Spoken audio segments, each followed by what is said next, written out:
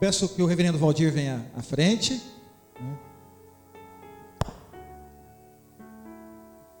Como muitos sabem aí, o pastor Valdir, ele foi por muito tempo o pastor da congregação. Ele vinha aqui e dava atos pastorais. O tempo que a igreja se mobilizou para ser organizada, eu estava aqui como licenciado, sob a supervisão do pastor. Então a comunidade agradece muito a todos aqueles anos de empenho, de dedicação, de semeadura da palavra de Deus. Estamos aqui felizes com a presença da Rô, no nosso meio, sua esposa, o pastor novamente trazendo a palavra. E minha oração é que Deus use a sua boca, a sua voz, assim como nós temos aí o profeta Daniel. Vocês não deram ouvido à voz dos profetas, que vos falaram, que é a voz do Senhor, mas que a gente possa ser um povo diferente, que a gente possa dar ouvido à voz dos profetas. Amém? Vamos orar. Deus, em nome de Jesus, colocamos a vida do pastor Valdir na tua presença. Cremos que o Senhor já ministrou no seu coração, porque antes do pregador pregar para o povo, ele prega para si mesmo. Ele traz os princípios e valores daquilo que está escrito no coração, que for escrito na palavra, para o seu coração.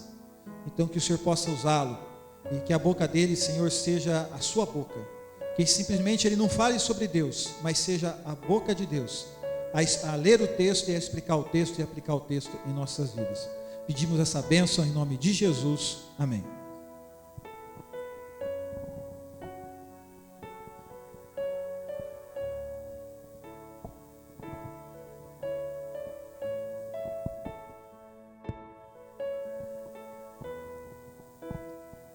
Boa noite a todos.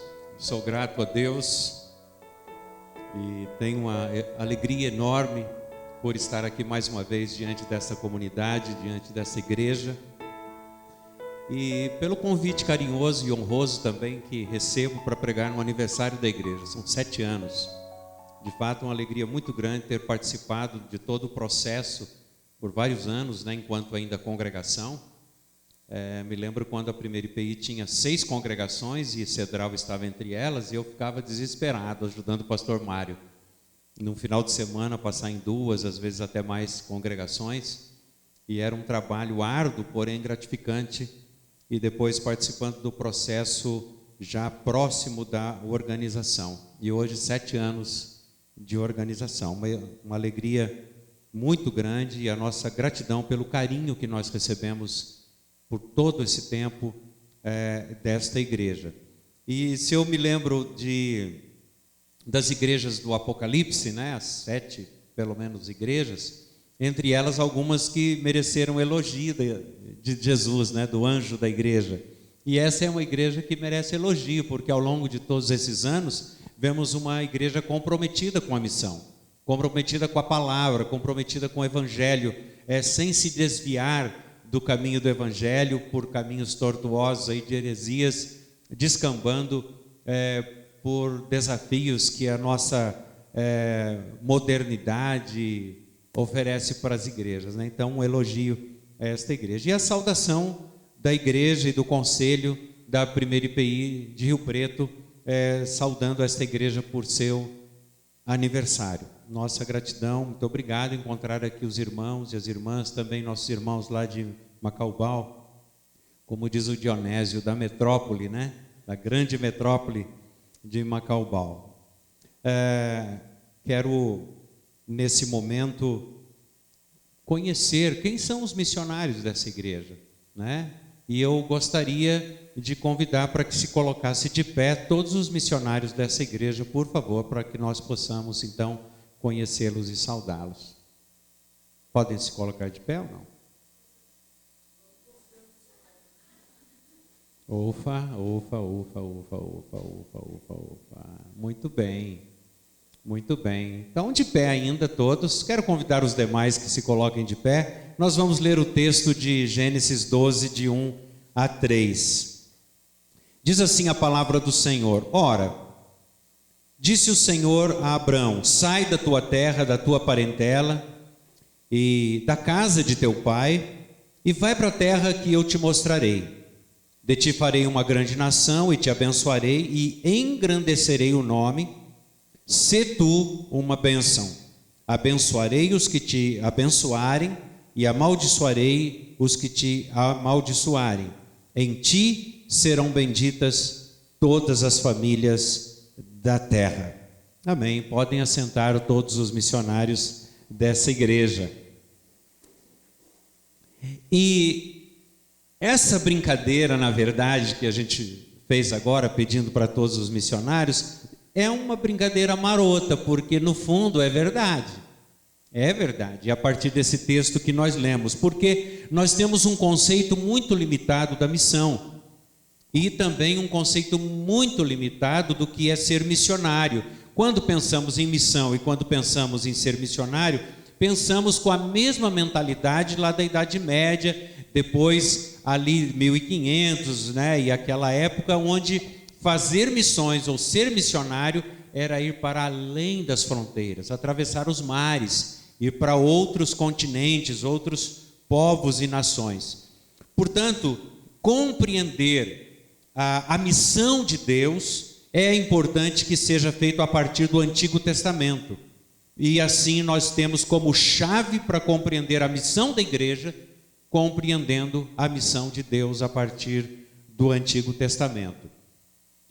Chris Wright, ele diz no livro A Missão do Povo de Deus, ele diz que nós somos parte de uma grande história, que é a história de Deus, a história de Deus. E é muito bonito quando a gente começa a ler a Bíblia, como esse livro que conta a história de Deus. E se lermos a Bíblia, não só o Novo Testamento, mas também o Antigo Testamento, como o Evangelho de Deus, o Evangelho, não só os evangelhos que estão no Novo Testamento, mas o próprio Novo Testamento todo, como o Antigo Testamento, como essa notícia, como uma grande história, a história de Deus. E aí nós podemos pensar assim, que os evangelhos, eles não são para o céu, não é para a eternidade depois que a gente morrer ou partir. O evangelho é o evangelho para a terra, é o evangelho da terra, é o evangelho que conta a história do povo de Deus nessa trajetória. Então assim, quando olhamos para esse livro, a missão do povo de Deus, nós vamos ver o autor dizendo que nós somos parte desta grande história. Somos atores, somos personagens, somos essa própria história que Deus está contando. Então quando você olha para os que têm filhos aqui pequenos, vão contar a histórias. Só que de repente nós como pai, como mãe, nós vemos contando a história para os nossos filhos, uma história que nós vamos criando. Eu não sei vocês que são filhos e não são pais, mas eu lembro quando tínhamos ainda os nossos filhos pequenos, eu particularmente gostava de contar história para eles. E eu inventava as histórias, eu criava naquele momento as histórias. E quando terminava de contar, Valéria dizia assim, conta de novo, pai. Aí era complicado. Eu acabei de criar a história. Eu tinha que inventar a história, criar histórias. E quando a gente olha para a Bíblia como esse livro da história de Deus, é o livro que Deus está contando a sua história e a minha história. A história dessa congregação, que hoje é uma igreja, que hoje é uma comunidade cristã aqui em Cedral. Então, quando os discípulos ouviam essa história, era uma história que contava a fé do povo de Israel. Os discípulos no tempo de Jesus sabiam que eles tinham parte nessa história. Eles tinham parte nessa história. Então, a nossa missão é a missão de Deus. Eu, quando leio esse texto de Gênesis capítulo 12, eu estou trazendo esse desafio para esta igreja aqui em Cedral, entendendo que nós devemos, como igreja, viver dentro dessa história e não apenas aplicar a Bíblia à nossa vida, não apenas aplicar os princípios das Escrituras à nossa vida, não entendendo que nós estamos sendo aqui uma igreja a partir de cada ensino de uma escola bíblica ou a partir de cada sermão, sendo desafiados como igreja para salvar almas ou salvar pessoas, mas também nós estamos aqui sendo desafiados a buscarmos a redenção de toda a criação de Deus, que é a casa de Deus. Quando lembramos a palavra oikos, lembramos a casa de Deus. Deus quer preservar a sua casa, Deus quer preservar o seu povo, a sua família. Quando olhamos para as Escrituras de Romanos, capítulo 8, 22, Paulo está dizendo que toda a criação geme com dores de parto para ser liberta da dor e do sofrimento. A própria criação está gemendo. Quando nós olhamos para as queimadas, por exemplo, no nosso país, não só no nosso país, a natureza está gemendo.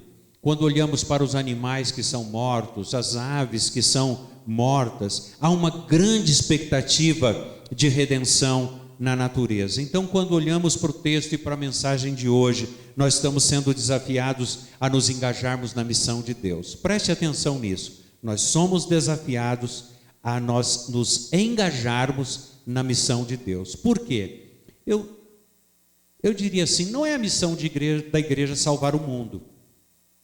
Não é a missão da igreja salvar a natureza. Não é a missão da igreja salvar os animais. Não é a missão da igreja salvar as pessoas, os povos ou as nações. Quando olhamos para a Bíblia e no Antigo Testamento, nós percebemos que esta é a missão de Deus. É a missão de Deus. E foi por isso que Ele mandou Jesus Cristo. Na verdade, Ele mesmo veio na pessoa de Jesus Cristo, que estamos celebrando agora o primeiro domingo do Advento, a chegada de Cristo na celebração do Natal, é a encarnação de Deus. E esse é um dos maiores mistérios, se não o maior mistério do cristianismo, ou deste povo chamado cristão, é o maior mistério. Como que um Deus se torna humano? Todas as outras religiões, humanos querem se tornar Deus. E os deuses de todas as religiões não querem ser humano. Eles ficam longe, distantes, alienados, separados. São deuses pagãos que querem o serviço e o sacrifício dos seres humanos a Ele, querem ser servidos. Mas o nosso Deus é o Deus que se tornou humano, é o que veio para servir e dar a sua vida em resgate por muitos. E portanto Cristo foi servo, sendo obediente até a morte e morte de cruz. Então, quando nós falamos desta missão da igreja, esta missão não é outra senão a própria missão de Deus. E esse é um dos aspectos mais importantes da missão, compreender que a missão é de Deus. Qual é a nossa parte então? É nos tornarmos parceiros de Deus, engajados na missão de Deus. A missão não é minha, a missão é de Deus, portanto eu tenho uma submissão. Eu estou debaixo da missão de Deus, fazendo a missão do próprio Deus e, portanto, engajados como parceiros para esta missão de Deus no mundo. E aí vem uma palavra nova, que não é tão nova, mas nós temos aprendido um pouco mais recentemente, que é esta vida missional da igreja. É diferente de missão, é diferente de ser missionário. A vida missional é esse engajamento diário da minha parte, da sua parte, enquanto pessoas, enquanto indivíduo, enquanto comunidade, na missão do próprio Deus. Ou seja, é ser missionário sem mudar o CEP. Eu sou missionário sem sair da cidade. Ou seja, eu sou missionário dentro da própria comunidade onde Deus me colocou. E quando olhamos para o Antigo Testamento, desde Gênesis, pensando Abraão, depois vamos ver Moisés, vamos ver Davi, nós vamos ver outros personagens do Antigo Testamento, nós vemos que o nosso Deus é um Deus de aliança, é um Deus de promessa. E é isso que cantamos, temos uma linda canção, Deus de aliança, Deus de promessa. Deus está vindo fazer uma aliança com você e comigo também. Ele veio no Antigo Testamento com Abraão, veio com Moisés, veio com Davi, veio com José, ele veio com o povo de Israel para viver entre o seu povo. É o Deus que veio para morar na nossa cidade, no nosso bairro, na nossa rua, no nosso condomínio. É o Deus que veio morar para que a gente pudesse conhecê-lo, percebê-lo como ele é na pessoa de Jesus. Então, quando você e eu olhamos para Jesus, nós olhamos para Deus. Quando vemos o estilo de vida de Jesus, nós vemos a essência da vida do próprio Deus. E, portanto, nós somos desafiados nessa vida missional a viver a vida de Deus como maneira de alcançar a humanidade. Então, ouvimos hoje aqui questões muito práticas sendo colocadas na liturgia deste culto, quando pensamos nos estrangeiros, quando pensamos na situação de pessoas que tinham um recurso de trabalho, de subsistência e talvez sobrevivência, e que agora precisamos nos reorganizar para ver como irmãos nossos podem viver e sobreviver no contexto social e econômico onde nós estamos vivendo. De que modo vamos fazer isso? A igreja, enquanto instituição, vai fazer isso? Talvez não. Pode fazer talvez alguma coisa, parte, mas a igreja, enquanto povo, enquanto comunidade, é esse povo e esta comunidade que, através de indivíduos, permeiam os corredores da vida, os recantos da vida, as passarelas, as catracas, os terminais da nossa vida e da nossa sociedade, as salas de aula, os barracões, os escritórios, enfim, os locais onde nós vivemos e andamos no dia a dia. Isso nada mais é do que encarnar o amor de Deus, É isso que nós estamos vendo no Natal, a encarnação de Cristo. E quando a gente fala encarnação, eu não queria gastar muito tempo com isso, mas é diferente do Espiritismo, né?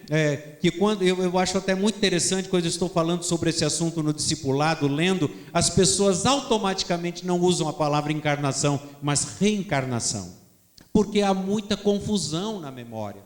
E mesmo a palavra encarnação é uma palavra, ainda que podemos dizer um pouco até mais fraca do que dizer o texto bíblico que vai dizer o Deus tornou-se carne.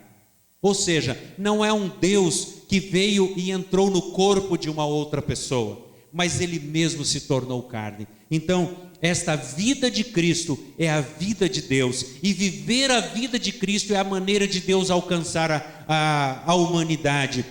Ou seja, encarnando o próprio amor e a própria vida de Deus. Quando Paulo vai dizer assim: agora não sou mais eu quem vivo, mas é Cristo que vive em mim. E desta forma nós participamos da missão de Deus, compartilhando as boas novas do reino, compartilhando os valores do reino de Deus na cidade onde Deus nos colocou, para onde Ele mesmo nos trouxe. Por exemplo, quantos moram aqui em Cedral? Pode levantar a mão. Mas quantos desses que levantaram as mãos? Só dos que levantaram as mãos, obviamente. Quantos nasceram em Cedral? Olha só quantos nasceram. E agora eu pergunto, quantos que estão em Cedral hoje, morando aqui, fora nós visitantes, os moradores de Cedral, que vieram de outra cidade? Olha só, está vendo? Então, Deus nos trouxe para esta cidade. Por quê? É como se o próprio Deus, na pessoa de Cristo, e portanto agora nos pequenos Cristo ou cristãos, estivessem nascendo em Cedral para mostrar a cara de Deus para esse povo cedralense, mostrar para esse povo as boas novas do reino, os valores do reino. Então Cristo, o Messias, agora morre e ressuscita para derrotar o pecado que derrota o povo. E após a morte de Jesus, os discípulos ficaram não só com medo, mas confusos. Eles diziam assim: nós pensávamos que era Ele que viria restaurar Cedral. Não, Israel. Nós pensávamos que era Ele que viria. De que modo Deus quer restaurar Israel e Cedral? Através do seu povo, através da sua igreja. E é este o desafio que nós temos que retomar nesta reflexão dos 7 anos, nesta revisão dos 7 anos, testemunhando e pregando o Evangelho para o arrependimento dos pecados a todas as famílias deste povo que mora nesta cidade. Olha o texto de Êxodo, capítulo 19, eu quero ler com você. Você não precisa abrir a sua Bíblia, quero ler apenas 3 versos. Olha só o que diz aqui.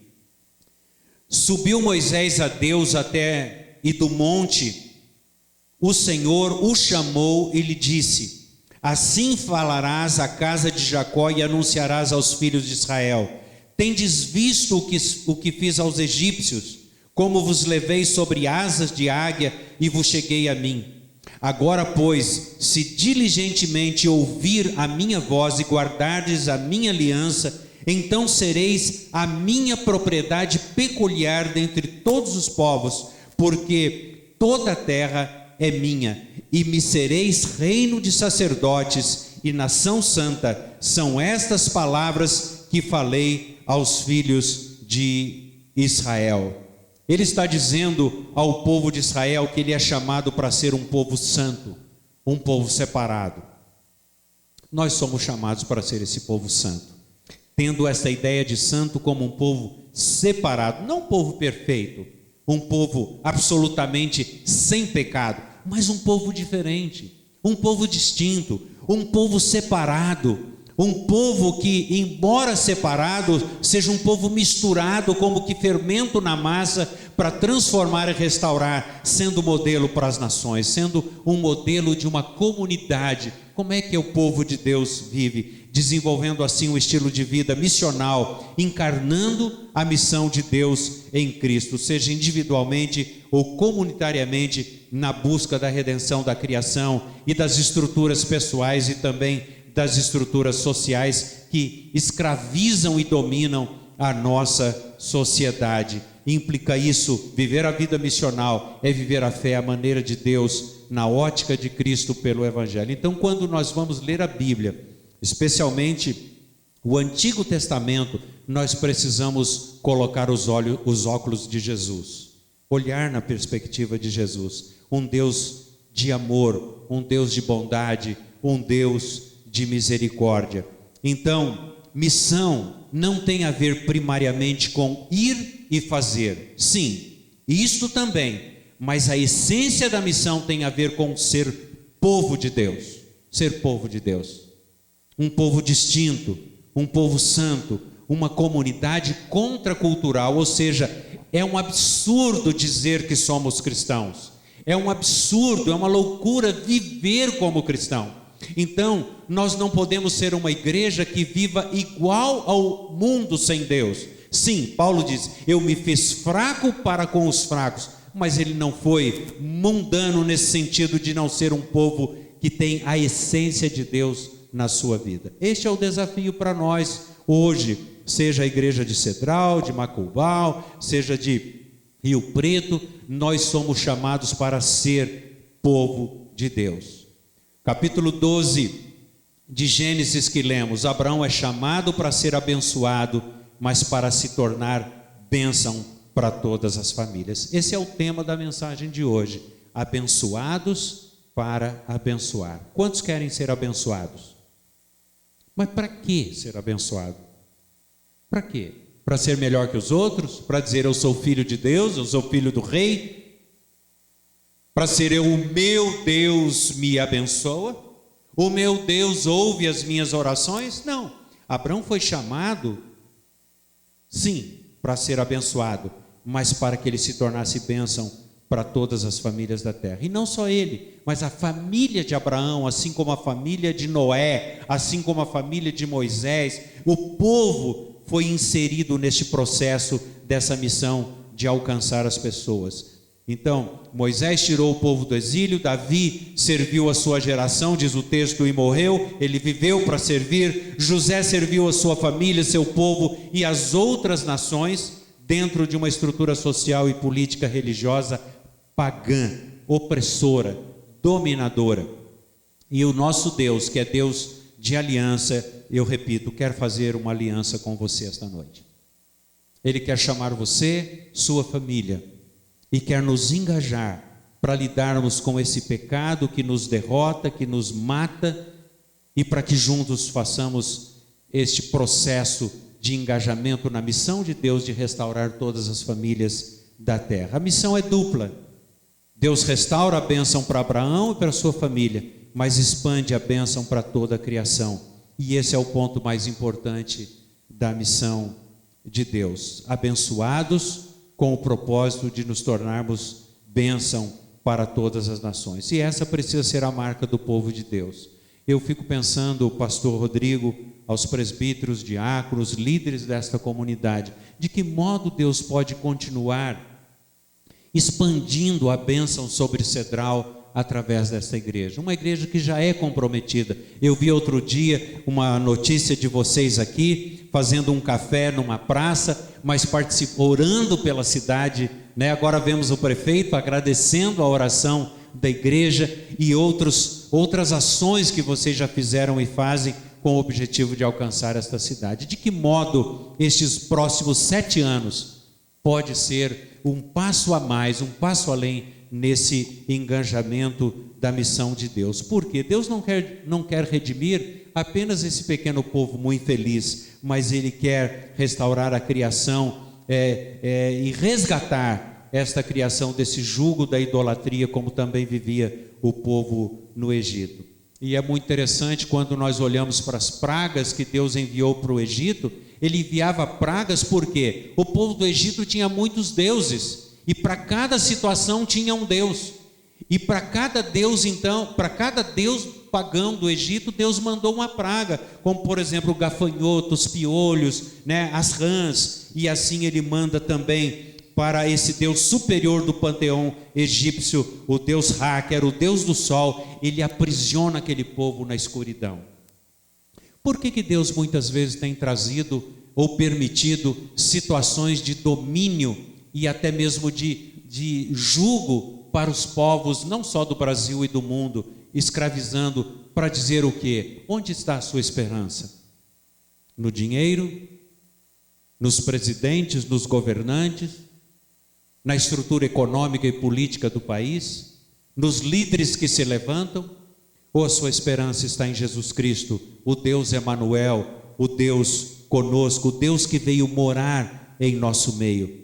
Deus, quando leva Moisés, que veio salvar e libertar o povo de Israel, e o leva para o Sinai, nós vemos Deus tirando o povo do Egito e leva para o Sinai exatamente para estabelecer com ele ali a aliança, e nós chamamos de 10 mandamentos. E muitos ficam dizendo, sentindo isso: os mandamentos são penosos, são difíceis, quem pode cumprir os 10 mandamentos? E Jesus Cristo vem dizer: os meus mandamentos não são penosos, porque são mandamentos de vida.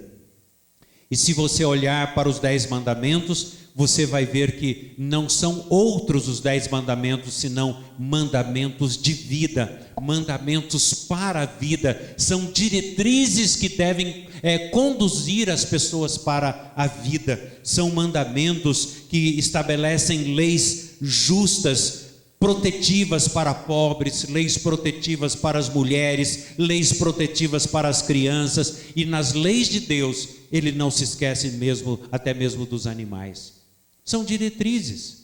Lembro-me de um livro não muito distante, escrito por um dos nossos pastores da Catedral Evangélica, que são princípios de vida. Quando ele pega os 10 mandamentos e olha, são princípios de vida, mandamentos de vida. E portanto, seguir o Evangelho de Cristo, ou mesmo as leis do Antigo Testamento, na ótica de Jesus, são mandamentos para a vida, mandamentos de vida, de um Deus que vem morar com a gente e nos chamando e nos desafiando para sermos esta comunidade, nação santa, uma comunidade de sacerdotes para mediar a bênção, rompendo as estruturas malignas pelo poder do Evangelho. Eu quero encerrar esta reflexão dizendo que somos uma igreja, povo de Deus, uma comunidade missional, abençoados para abençoar. Deus colocou você na cidade onde você mora, na escola onde você estuda, na empresa onde você trabalha, enfim, nos lugares onde nós estamos, no centro daqui da cidade de Cedral, para sermos um povo diferente, abençoado para abençoar. Ele chamou Abraão, chamou Moisés, chamou Davi, chamou José, Ele chamou você e eu como uma comunidade de sacerdotes para mediar a bênção, libertando os cativos de Satanás para serem livres em Cristo Jesus e juntos desfrutarmos a bênção e a alegria da salvação e da vida eterna em Cristo Jesus. Que Deus nos abençoe e que Deus nos dê esta consciência de que Ele nos abençoa e somos abençoados para abençoar. Deus abençoe. Amém.